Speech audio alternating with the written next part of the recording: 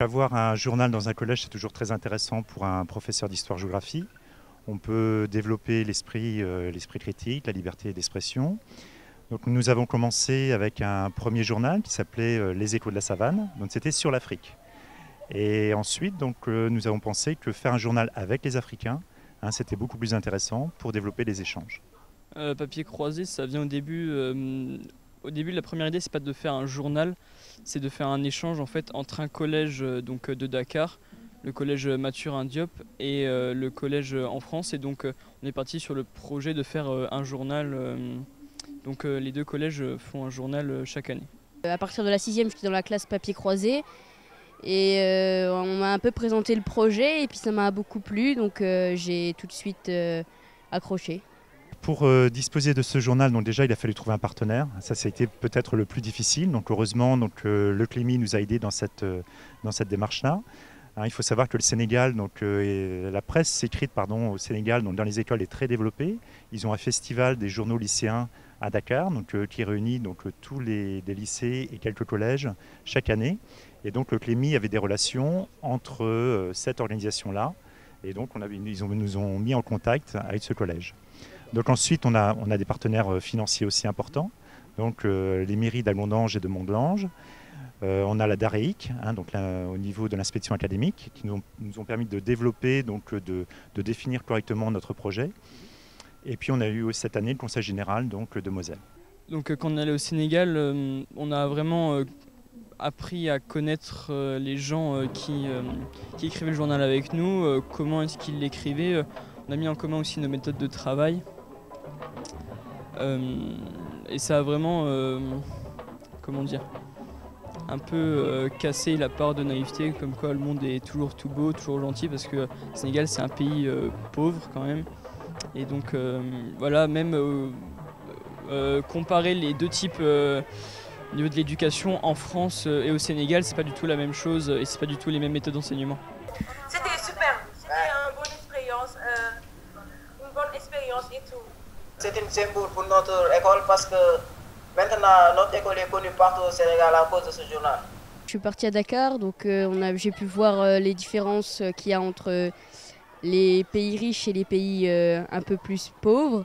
Donc on a vu des différences entre déjà l'école, ils sont beaucoup plus nombreux par classe.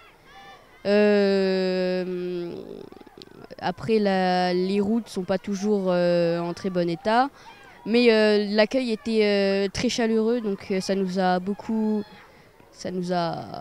réconforté. La page Facebook, ça nous permet à la fois d'avoir des échanges qui peuvent être collectifs, ou même les élèves entre eux avec leurs fameux amis sur Facebook. Donc ils peuvent échanger entre eux, ça permet de mieux se connaître. Et autrement, la page Facebook, c'est aussi un outil de communication à l'égard du grand public, que ce soit les parents d'élèves, les institutions, les professeurs, toute la communauté scolaire en général. La page Facebook, ça fait je sais pas combien de temps, peut-être une année qu'elle existe. Ça sert principalement à prévenir de ce qu'on va faire pour Papier Croisé. On publie parfois aussi des vidéos. Par exemple, quand on a fait le carnaval, on a publié une vidéo du carnaval.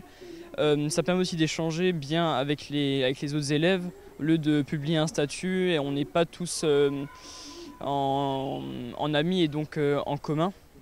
Et donc ça sert aussi aux parents. C'est moins bien que site internet, mais ça reste aussi pratique. Donc vraiment dire tout ce qu'on va faire pour les prochains jours, semaines ou mois à venir.